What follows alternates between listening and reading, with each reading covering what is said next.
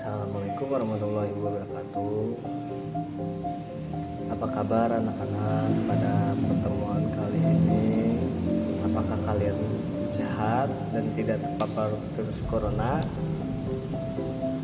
Alhamdulillah, baik Pak, sehat. Alhamdulillah, syukur kalian pada pertemuan kali ini kalian sehat-sehat semua. Untuk sebelum masuk pertemuan pembelajaran pada kali ini, ada yang nggak masuk atau lengkap semua?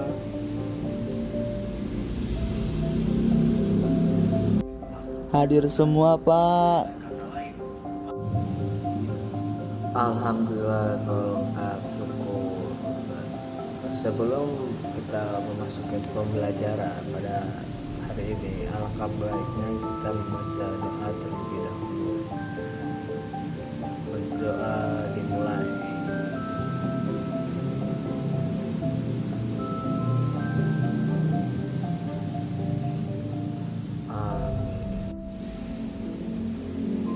Untuk pembelajaran pada saat ini atau pertemuan pada kali ini, Bapak akan menjelaskan tentang tujuan pembelajaran.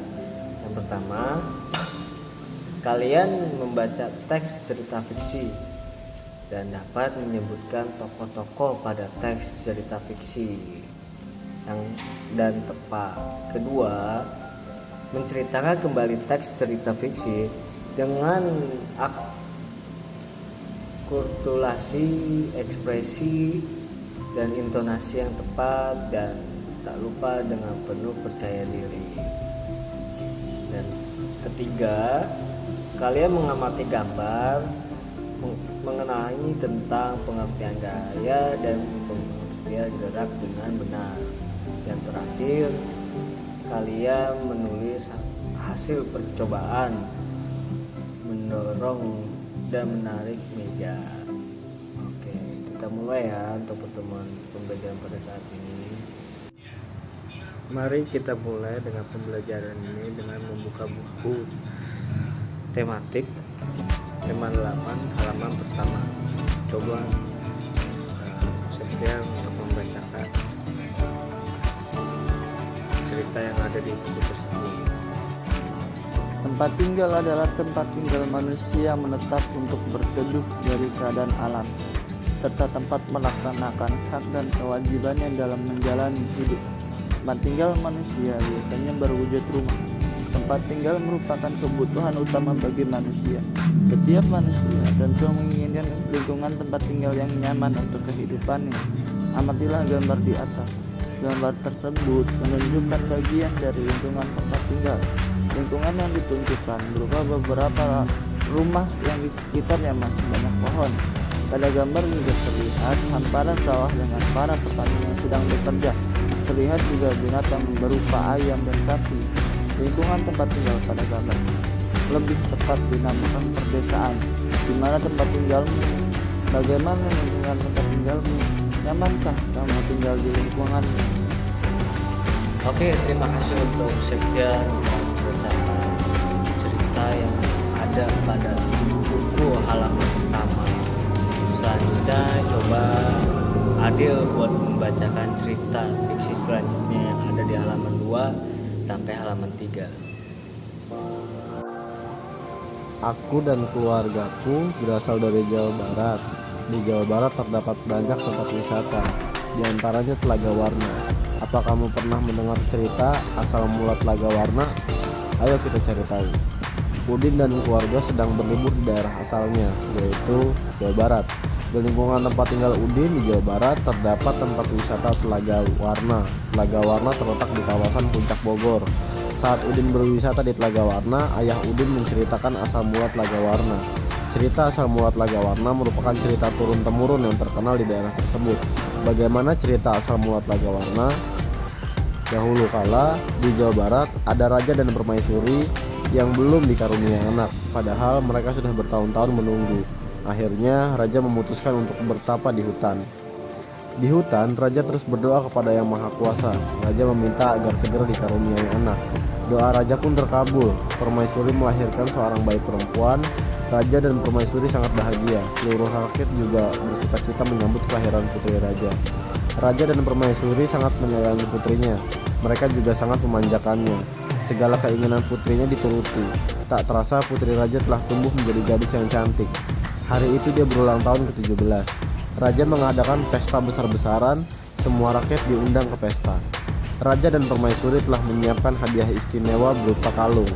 Kalung tersebut terbuat dari untayan permata berwarna-warni. Saat pesta berlangsung, raja menyerahkan kalung itu. Kalung ini hadiah dari kami. Lihat, indah sekali bukan? Kau pasti menyukainya, kata raja. Raja bersiap mengalungkan kalung itu ke leher putrinya. Sungguh di luar dugaan. Putri menolak mengenakan kalung itu. Aku tak suka kalung ini, ayah, tolak putri dengan kasar. Raja dan permaisuri terkejut. Kemudian permaisuri berusaha membujuk putrinya dengan lembut. Permaisuri mendekat dan hendak memakaikan kalung itu ke leher putrinya. Aku tidak mau, aku tidak suka kalung itu. Kalung itu jelek, teriak putri sambil menepis tangan permaisuri. Tanpa sengaja kalung itu terjatuh. Permata-permatanya tercerai-berai di lantai. Permaisuri sangat sedih. Permaisuri terduduk dan menangis. Tangisan permaisuri menyayat hati. Seluruh rakyat yang hadir turut menangis. Mereka sedih melihat tingkah laku putri yang mereka sayangi. Tidak disangka, air mata yang tumpah ke lantai berubah menjadi aliran air. Aliran air yang menghanyutkan permata-permata yang berserakan. Air tersebut mengalir keluar istana dan membentuk danau. Anehnya, air danau berwarna-warni seperti warna-warna permata kalung putri.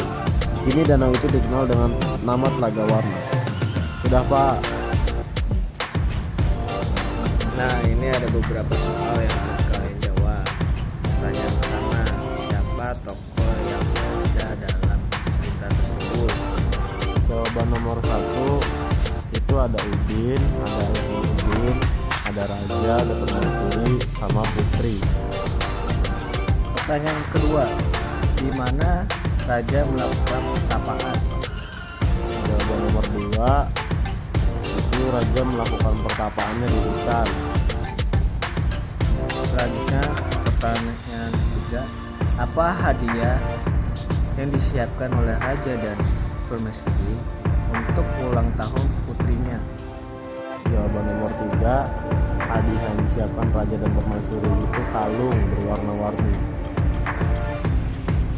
Yang keempat, mengapa permaisuri bersedih dan menangis? Jawaban nomor 4, permaisuri bersedih dan menangis karena putrinya menolak kalung pemberian dari raja dan permaisuri. Dan yang terakhir, bagaimana sifat putri dalam cerita tersebut? Jawaban nomor 5, sifat putri itu angkuh, sombong, dan durhaka pada orang tua. Oke, bagus sekali jawaban dari Adil dan jawabannya benar. Sore. Nah, selanjutnya buka buku halaman 6. Nah, kalian bisa lihat di situ ada 2 orang anak. Yang anak laki-laki itu adalah Udin dan anak perempuannya itu adalah sepupunya Udin. Nah, di dekat rumah Udin, daerah di Jawa Barat, terdapat taman bermain. Udin dan saudara sepupunya itu bermain di sana. Nah, dia ingin bermain ayunan. Udin membantu kita menarik dan mendorong ayunan. Nah, ternyata saudara Udin itu adalah namanya Dita. Udin itu ayo mengamati. Udin menarik ayunan, kemudian Udin mendorong ayunan. Udin telah memberikan gaya pada ayunan itu. Apakah yang dimaksud dengan gaya? Ada yang tahu tidak dengan apa itu? Ada yang tahu tidak apa yang dimaksud dengan gaya? Saya tahu, Pak.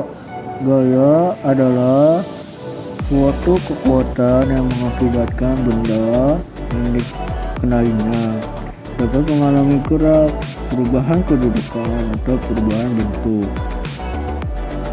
Gaya dapat diartikan sebagai tarikan atau dorongan yang dapat mempengaruhi keadaan suatu benda. Jadi begitu Bapak kira-kira gaya, pengertian gaya itu. Nah, benar sekali apa yang dikatakan Pak Vino. Gaya adalah untuk kekuatan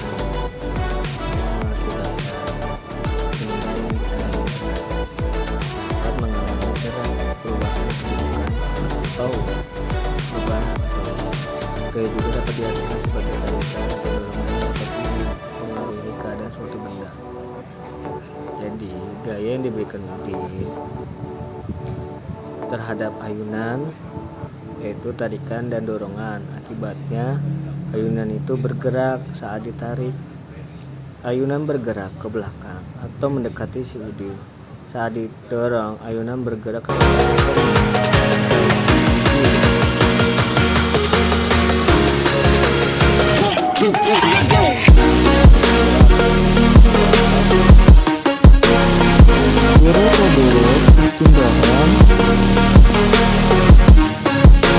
Berapa adalah tindakan kedudukan yang terindah terhadap benda baik kita tidak kedudukan mendekati maupun mendahului kedudukan apakah benda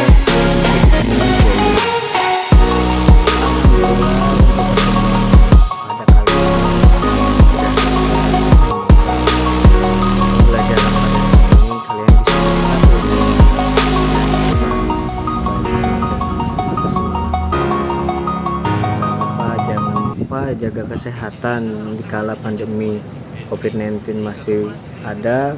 Jangan lupa cuci tangan dan memakai masker. Tak lupa makan makanan sehat ya, jangan lupa pakai masker. Dan tak lupa juga salam untuk bapak ibu yang di rumah. Kurang lebihnya mohon maaf. Billahi taufiq wal hidayah. Wassalamualaikum warahmatullahi wabarakatuh.